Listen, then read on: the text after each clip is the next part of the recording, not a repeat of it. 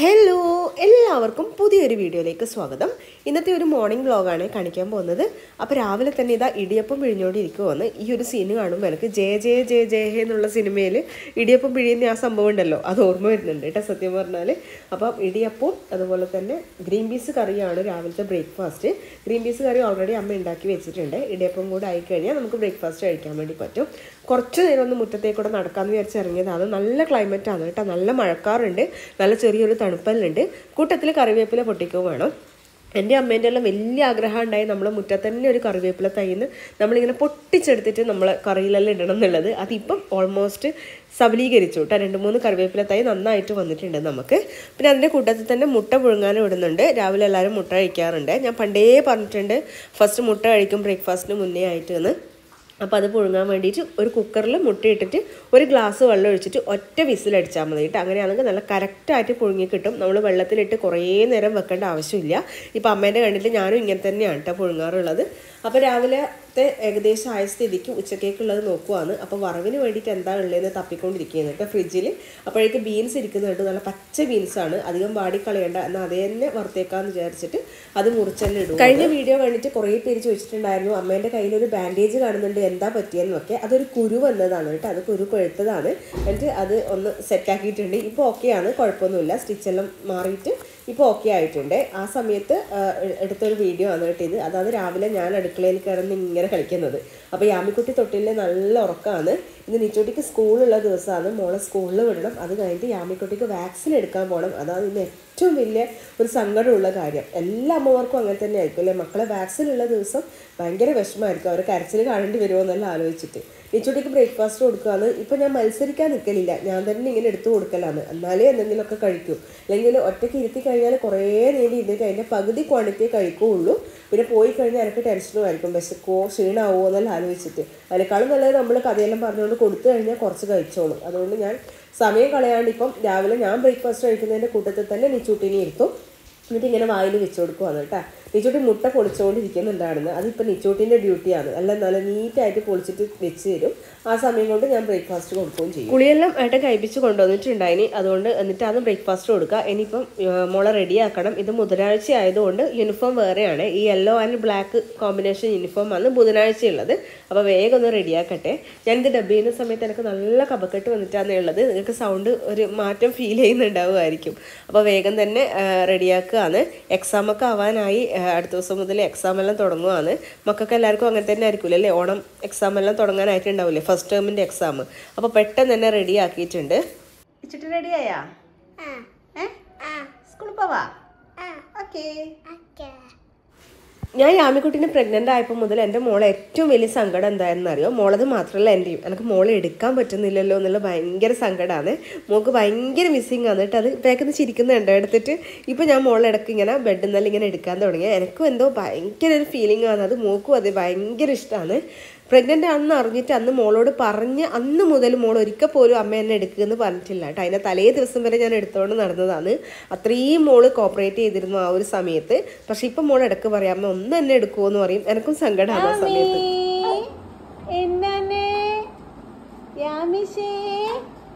ചേച്ചിനെ ടാറ്റാക്കാ. ഇപ്പം നമ്മളെ യാമിക്കുട്ടി എണീക്കുന്ന സമയത്തിൻ്റെ റുട്ടീനൊക്കെ അങ്ങ് മാറിയിട്ടുണ്ട്. സാധാരണ ചേച്ചി പോയി കഴിഞ്ഞിട്ടല്ലേ രാവിലെ തുറക്കം എണീക്കാറുള്ളൂ. പക്ഷേ ഇപ്പം ചിലപ്പോൾ ചേച്ചി എണീക്കുന്ന സമയത്ത് എണീക്കും, അല്ലെങ്കിൽ മോള് റെഡിയാവുന്ന സമയമാകുമ്പോഴേക്കെല്ലാം എണീക്കും. അപ്പോൾ റെഡിയായി കഴിഞ്ഞാൽ പിന്നെ യാമിക്ക് ഉമ്മയെല്ലാം കൊടുത്ത് ടാറ്റയൊക്കെ പറഞ്ഞാലേ നിച്ചുടിക്ക് സമാധാനമാവേ. അങ്ങനെ ഫുള്ളായിട്ട് റെഡി ആയിട്ടുണ്ട്. തലയിലൊരു സൂര്യകാന്തി പൂവൊക്കെ വിരിഞ്ഞിട്ടുണ്ട്. യെല്ലോ യൂണിഫോമിൻ്റെ കൂടെ ഈ ക്ലിപ്പ് കുത്തണം എന്ന് എപ്പോഴും പറയും. അതുകൊണ്ട് ഇത് ബുധനാഴ്ചത്തെ യൂണിഫോമിൻ്റെ ഭാഗമായി ഇപ്പം ഈ ഒരു ക്ലിപ്പ് എന്ന് പറയുന്നത്. എപ്പോഴും റെഡിയാക്കിയിട്ട് കുറച്ച് നേരം ഇങ്ങനെ മുറ്റത്തെല്ലാം നടക്കും, എന്നാൽ മാത്രമേ ഒരു സമാധാനമാവും. അതുകൊണ്ട് ഓട്ടോ വരുന്നതിന് കുറച്ച് മുന്നേ തന്നെ റെഡിയാക്കി നിർത്തലുണ്ട്. അപ്പോഴേക്ക് ഇതാ മോളെ ഓട്ടോ എല്ലാം വന്നിട്ടുണ്ട്, പോകുന്നുണ്ട്. എന്നോട് ടാറ്റ, ഓട്ടോ ഇങ്ങനെ കണ്ണെന്ന് മറയുന്ന വരെ ടാറ്റ പറയും കേട്ടോ. അതുവരെ ഞാൻ അവിടെ നിൽക്കുകയും ചെയ്യും ടാറ്റ പറയാൻ വേണ്ടിയിട്ട്. Good morning, good morning Yami. Tata പോവാൻ കുളിക്കാ. എൻ്റെ പൊന്നിന് വാക്സിൻ എടുക്കാൻ പോകണ്ടേ കണ്ണേ, നമുക്ക് ചങ്കടാവുന്നിട കണ്ണമ്മ. കുളിക്കാം നമുക്ക്. വാക്സിനേഷൻ ഡേ ആയതുകൊണ്ട് എല്ലാവർക്കും സങ്കടമാണ് കേട്ടോ. ഒരു 3-4 ദിവസം മുന്നേ അമ്മയും അച്ഛനെല്ലാം പറയാൻ തുടങ്ങും, അയ്യോ ആയില്ലേ എന്ന് പറഞ്ഞിട്ട്. ഇപ്പം ഇത് ഏട്ടനും വന്നിട്ട് ഇങ്ങനെ സങ്കടമുണ്ട്. പക്ഷെ ഞാൻ പറയും, നിങ്ങൾക്കൊന്നും സങ്കടം കാണണ്ടല്ലോ. നമ്മൾ വാക്സിൻ എടുക്കുന്ന സമയത്ത് മക്കൾ നമ്മളെ മുഖത്ത് നോക്കി ഇങ്ങനെ കരയോ, അമ്മമാരുടെ മുഖത്ത്. അത് നമ്മളെ എന്നെ എന്തേ എടുക്കാത്തേ, എന്നെ എന്തേ അമ്മ നോക്കാത്തേ, കരയിപ്പിക്കുന്നത് എന്നുള്ള അർത്ഥത്തിൽ അത് കണ്ട് സഹിക്കാൻ പറ്റില്ല കേട്ടോ. വല്ലാതെ സങ്കടമാണ്. ഞാൻ പെട്ടെന്ന് തന്നെ മോളെ കുളിപ്പിച്ചു കൊണ്ടുവന്നു. പനിയൊക്കെ വന്നു കഴിഞ്ഞാൽ പിന്നെ കുളിക്കാൻ കഴിയില്ലല്ലോ വന്നിട്ട്. അതുകൊണ്ട് വാക്സിൻ എടുക്കുന്ന ദിവസം രാവിലെ കുളിപ്പിച്ചിട്ട് കൊണ്ടുപോകുന്നതാണ് നല്ലത്. അങ്ങനെ നമ്മൾ പുതിയ ഉടുപ്പെല്ലാം ഇട്ടിട്ട് റെഡി ആയിട്ടുണ്ട്. ഞാൻ കാൽത്തളയും കൂടി ഇട്ട് കൊടുത്തിട്ടുണ്ട് കേട്ടോ. അന്ന് 28-ന് മേടിച്ചതാണ്, പക്ഷെ ഇതുവരെ ഇട്ടിട്ടില്ല. ഇന്ന് ഏതായാലും ഇടാന്ന് വെച്ച് അതെല്ലാം ഇട്ട് കൊടുത്തിട്ട് സെറ്റ് ആക്കിയിട്ടുണ്ട്. ട്രിപ്പ് പോകുന്ന പോലെ. പക്ഷെ കുത്താനാണ് പോകുന്നതെന്നുള്ളത് വാവക്ക് അറിയില്ലല്ലോ. അപ്പോൾ ഇതാ നമ്മുടെ കാർഡൊക്കെ ഉണ്ടല്ലോ, ഗവൺമെൻറ് ഹോസ്പിറ്റലിൽ നിന്ന് കുത്തുന്നത്, അതെല്ലാം എടുത്തിട്ടുണ്ട്. ഞാനും വേഗം റെഡിയായി നമ്മൾ പോവുകയാണ്. അച്ഛനൊന്ന് പഞ്ചായത്തേക്ക് പോയിട്ട് ആവശ്യമുണ്ട്. അപ്പോൾ അച്ഛനും വരുന്നുണ്ട്, പിന്നെ എൻ്റെ കൂടെ അമ്മയും വരുന്നുണ്ട്. നമുക്കവിടെ പാർക്ക് ചെയ്യാൻ പറ്റാത്തതുകൊണ്ട് ഏട്ടൻ അങ്ങോട്ടേക്ക് വരാൻ പറ്റൂല.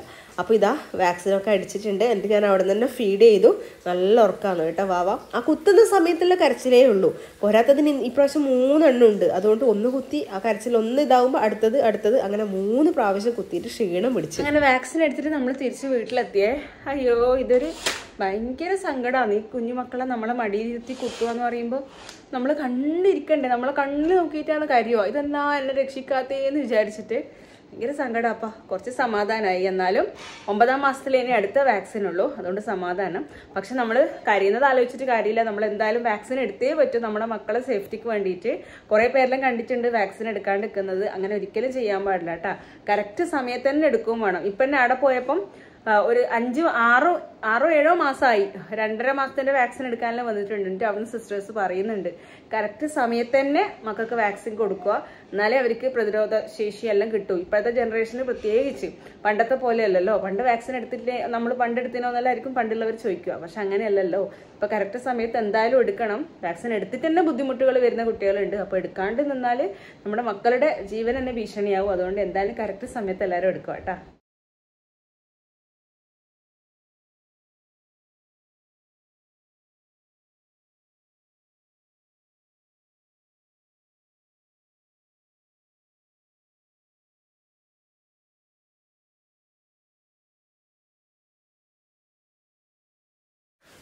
നമ്മൾ പാരസെറ്റമോൾ മരുന്നൊക്കെ കൊടുക്കുവാന്ന് 2.5 മില്ലി കൊടുക്കാനാണ് പറഞ്ഞിട്ടുണ്ടായിരുന്നത്. അപ്പോൾ അങ്ങനെ കൊടുക്കുമെന്ന്. മരുന്നൊക്കെ കുടിച്ചോളൂ കേട്ടോ, അതൊന്നും വലിയ ബുദ്ധിമുട്ടില്ല. പിന്നെ കുറച്ച് മധുരമുള്ള മരുന്നായിരിക്കുമല്ലോ, അതുകൊണ്ട് വന്ന ഉടനെ കൊടുക്കുമെന്ന്. അപ്പോൾ പനിയൊക്കെ വരാനുള്ളൊരു ടെൻഡൻസി തുടങ്ങിയിട്ടുണ്ട്. ചെറിയ ചൂടെല്ലാം വരുന്നുണ്ട്. അപ്പോൾ മരുന്ന് കുടിച്ചാൽ പെട്ടെന്ന് തന്നെ അങ്ങ് മാറിക്കോളുമല്ലോ. ഗവൺമെൻറ് ഹോസ്പിറ്റലിൽ തന്നെയാണ് വാക്സിൻ എടുത്തത്. കഴിഞ്ഞ വീഡിയോയിലൊക്കെ ചോദിച്ചിട്ടുണ്ടായിരുന്നു, കഴിഞ്ഞ വാക്സിൻ ബ്ലോഗിൽ എവിടുന്നാണ് എടുക്കുന്നതെന്നൊക്കെ.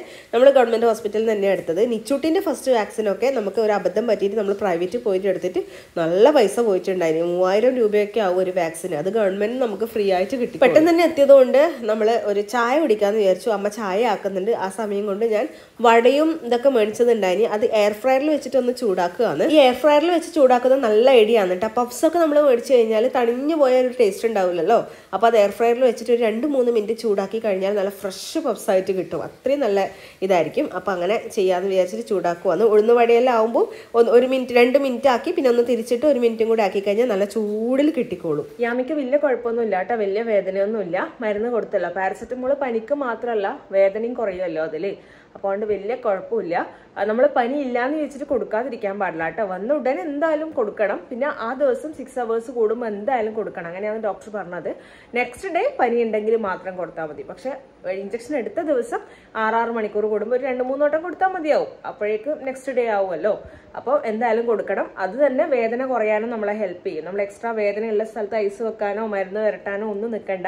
അതിൻ്റെ ഒന്നും ആവശ്യമില്ല. യാമിക്ക് മുന്നേ എല്ലാ വാക്സിൻ എടുത്തപ്പോഴും നിച്ചൂട്ടിക്കായാലും ഒന്നും ചെയ്തിട്ടില്ല. ഈ പാരസെറ്റമോൾ കൊടുക്കുമ്പോൾ തന്നെ വേദനയെല്ലാം ഓൾമോസ്റ്റ് ശരിയാവലുണ്ട്. ചെറിയ വേദന ഉണ്ടായിട്ടുള്ളൂ കേട്ടോ. യാമിക്ക് ഫസ്റ്റ് ഇഞ്ചക്ഷൻ ആയാലും എല്ലാം കാര്യമായിട്ടില്ല. മോളെന്നെ നല്ലോണം കാല് അനക്കുന്നതുകൊണ്ട് കുഴപ്പമില്ല. കാല് അനക്കുന്നില്ല എന്നുണ്ടെങ്കിൽ നമ്മൾ പാല് കൊടുക്കുമ്പോൾ എല്ലാം കാലിങ്ങനെ അനക്കി കൊടുക്കണം കേട്ടോ. അനക്കാതെ വെച്ച് കഴിഞ്ഞാലാണ് നല്ലോണം വേദന എടുക്കുക. നല്ലോണം അനക്കി കൊടുത്തു കഴിഞ്ഞാൽ പെട്ടെന്ന് തന്നെ റിക്കവർ ആയിക്കോളും. അപ്പോൾ അത്രയേ ഉള്ളൂ നമ്മുടെ ഇന്നത്തെ വീഡിയോ. അടുത്ത ദിവസം നമുക്ക് നല്ലൊരു വീഡിയോ ആയിട്ട് വീണ്ടും കാണാം. അതുവരെ ടാറ്റാ.